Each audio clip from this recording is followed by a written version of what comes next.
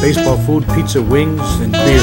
You know, you can bring your kids in, you know, they can play pool or play the video games, or they can sit with you and watch TV too, because you got TVs in every dining room. It's such a place that you can come in with your family and sit down.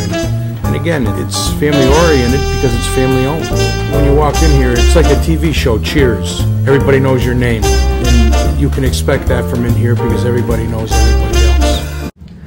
Sideline Guys, back at SidelineGuys.recordernews.com with Michael Kelly. I'm Adam Schinder, and we're brought to you as always by our friends at Crystal Ristorante, 72 Lion Street here in Amsterdam, and the playoffs have arrived. Right, and we got two undefeated teams, both one of the top two seeds in their classification with Fonda Fultonville and Amsterdam. I guess starting off with that Amsterdam game, welcoming Lansingburg to Lynch Literacy this Friday night. I guess give us your take. It's going to be an interesting one. This is a rivalry that's going back a good few years. The coaching matchup a little different now. The Rams have not faced Lansingburg since Al McNall took over for Pete Porcelli a couple of years ago.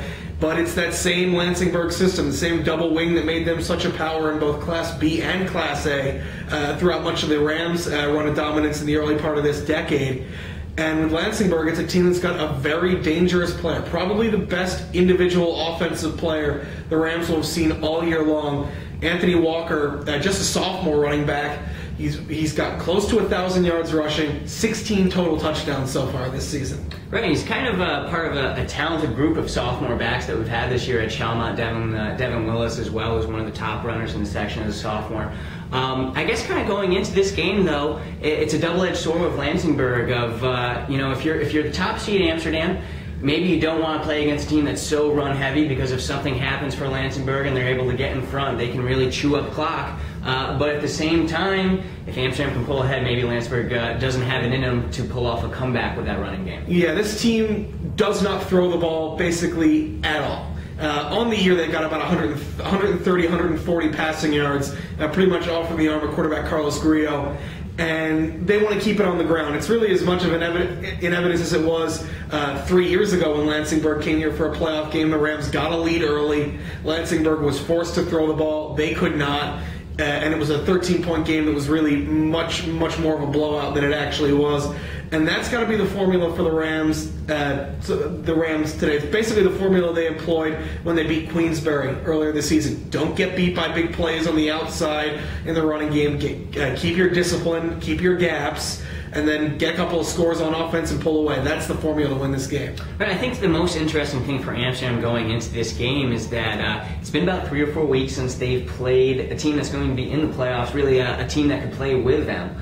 They're coming off a bunch of blowout wins. No matter how this one goes, it won't be a 47-0 like it was against Scotia. I guess if you were Pat Laverio, I guess how worried would you be going into this game, knowing that your team maybe hasn't been tested like it will be this Friday night the past couple of weeks? I know just from speaking to him at the end of last Friday's 47-0 win over Scotia, when I told him who his potential opponents were, that it was either Averill Park or Lansingburg.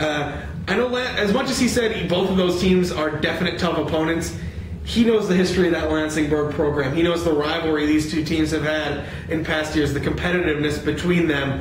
He knew that Lansingburg, if the Rams ran into them, the Knights are a very tough team. That's not a typical 4 seed. They're basically a 4 seed because of the strange situation that unfolded with the 2 through 5 teams in the Southeast Division. Right, I mean, this is a team that very easily could have been the 2 seed as recently as this past Friday with a home game instead of being a 4 seed going to play an undefeated Amsterdam team. I mean, this is a Lansingburg team that also seems very similar to last year's Bishop McGinn team that did upset the Rams in the first round last year. It's a run-heavy team that the Rams are going to have to figure out a way to deal with. Yeah, I don't think that this Lansingburg team is as good as last year's McGinn team. I don't think Walker, as good as he's been this season, a lot of the numbers he's put up in the last few weeks have been against kind of the bottom half of that South Division. He had big games against Green Tech and Scotia. Not to take away at all from a very productive season that's going to end up well over 1,000 yards. But the Rams have been very, very disciplined on defense this season. Their front 7, front 8 has been absolutely tremendous. And when you look at this team's completely healthy. They've had no major injuries throughout the entire year. The only player who really missed significant time was backup wide receiver Dan Banowitz, who's been back for a couple of weeks now. Right, I mean, that's kind of been their strength all year, though, has been that consistency, knowing who's going to be there for them every single week. It'll be really interesting to see how that unfolds in the playoffs if they can keep that going. All right, and we move to Class C, Saturday, 1 o'clock at Fonda Fultonville. The Braves at 6-0. They host the 4 seed out of the Class C North Division, Stillwater.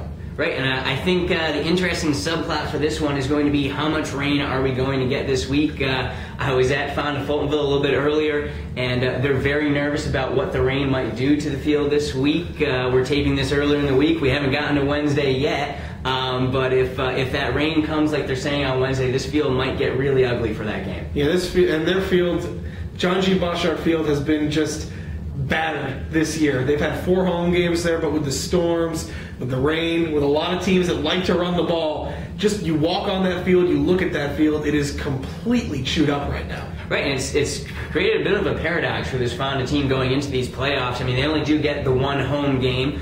This is a team that, with their offensive style, would probably rather play on turf, but they have this great home field advantage because they're used to playing on this really rough terrain. But I guess, getting into Stillwater, I guess what is it from this Stillwater team that would make you nervous if you're Fonda Fultonville? They've got one of the best players in all of Class C right now, and that's Liam Kane, their running back. Another kid who's near 1,000 yards, near 15 touchdowns, having as good an individual season as anybody in a North Division that really is very much a 2-tiered North Division. You had Hoosick Falls, you had Tamarack, you had Greenwich, and you had everybody else. You might make the argument that it's Hoosick Falls and everybody else too, but Liam Kane has had one of the more impressive seasons. Much like Lansingburg, this is a bit of a one-man offense.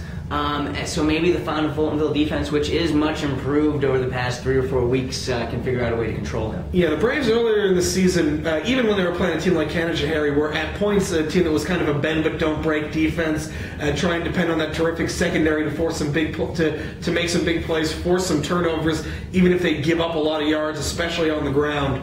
The last 2-3 games, this defense has just been shutting teams down.